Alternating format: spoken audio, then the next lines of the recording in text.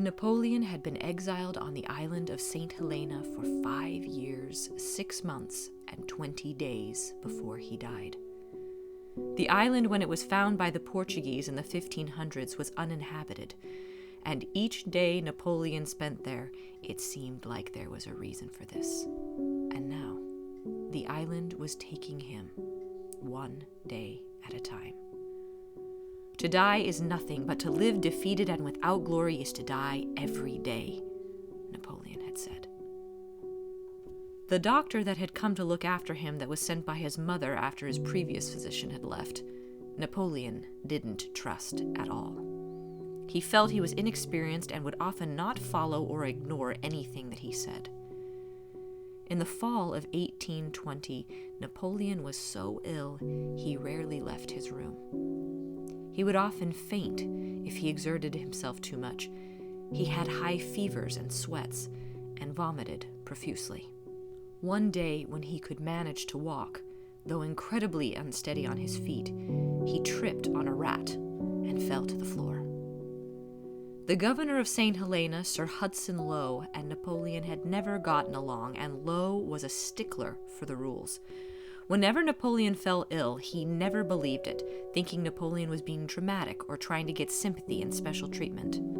Napoleon's whereabouts were always to be checked and verified, and when Napoleon was so ill he could hardly move, Lowe threatened to forcibly break down the door to make sure he was actually there and legitimately sick.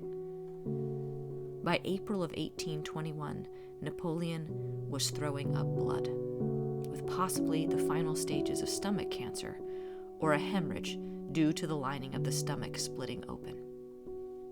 On the 12th of April, Napoleon dictated a will, which afterwards he wrote out in his own hand that was 5 pages long. He expressed deep love to his family and asked his wife Marie-Louise to look after their son. He left some of the few items that he brought with him to St. Helena, as well as items in Paris, to his son. There were also deeply political aspects to his will, where he blamed his captivity, the British, and Captain Lowe on what he believed was his premature death. He spoke of people he believed were traitors, those who were loyal. He spoke of forgiveness, and of acts that he did which he confessed responsibility for. He writhed and complained of a horrible pain in his side and would go in and out of consciousness. There were a number of people around him in his final days. Some said he quite difficultly and incoherently said the words, "Army, head of the army, France, my son, and Josephine." On May 3rd, he was given an anointing of the sick, or extreme unction, by one of his chaplains, and at 5:50 p.m. on May 5th, 1821, at the age of 51, Napoleon breathed his last breath. When midnight struck, his servants began preparing his body by removing him from his bed.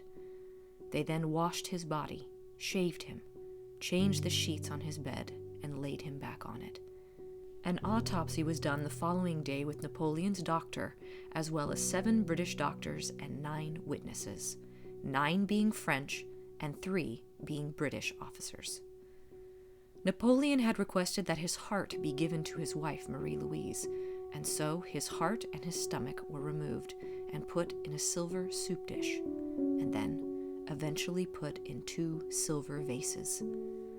The linen that was on the bed during the autopsy was stripped, torn into pieces, and then given to those who had been there.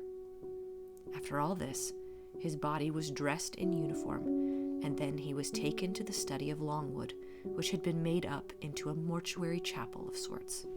Many on the island came and stood and waited in line in heavy silence to see Napoleon's body and pay their respects. On the 7th of May in the afternoon, Napoleon's head was shaved, and a cast was taken in 3 parts of his face, the top of his skull, and the base of his skull. As soon as that was done, Napoleon's body was put in a tin-lined casket with white satin. Lowe demanded that Napoleon's heart and stomach be interred with him, and so the 2 silver vases were put into the casket with the body, and it was soldered shut. The tin casket was then placed inside of a mahogany casket, which was then screwed shut, and then both were placed in a lead casket, which was soldered shut again. On May 9th, the tin, mahogany, and lead caskets were all again put into a 4th and final mahogany casket, and that was sealed with screws. Napoleon had asked in his will to be buried on the banks of the Seine. Instead, he was buried on St Helena. It had been said the emperor did not think his body would be left at St Helena. He thought that provision had been made for such an eventuality, but should it happen, he preferred to be buried not at Plantation House, but near the fountain which had provided him with water throughout his sojourn.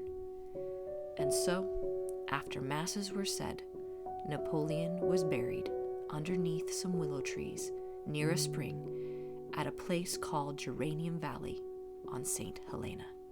And there his body stayed for 19 years. It wasn't until 1840 that Napoleon's body was brought back to France. And this was a very politically motivated move by the Prime Minister and the King of France to try to rehabilitate the image of both France and Napoleon. A ship was sent to St Helena to retrieve the body, and on October 8, 1840, it arrived, with many of those who had spent time with Napoleon on the island, as well as the Prince of France. A week later, the tomb was opened in front of many of both the French and British witnesses that had been present when the burial had originally taken place. Each of the 4 caskets were opened. What they found was the remarkably well-preserved Napoleon. It was said his features were so little changed that his face was recognized by those who had known him when alive. Napoleon's body was only viewed for a few minutes when it was agreed that it was indeed him, and the tin and the wood and the lead caskets were closed and resoldered, and then all of these were put into a new lead casket and again soldered shut. All of these were then put into an ebony casket, which was then put in an oak case. And then all of the caskets, weighing 1,200 kilograms, were taken back to Paris.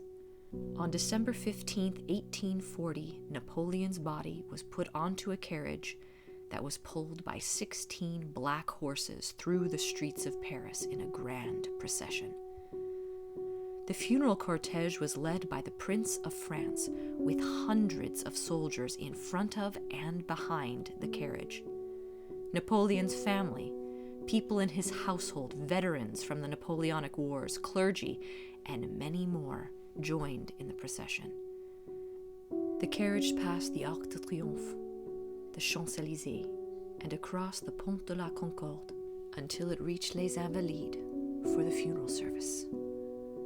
Napoleon's body laid in St Jerome's chapel at Les Invalides for 21 years until it was moved in all of the many caskets to where it is now in its grand red quartzite sarcophagus on April 21st, 1861, in a private ceremony that was attended by Napoleon III, family, government ministers, and senior officials.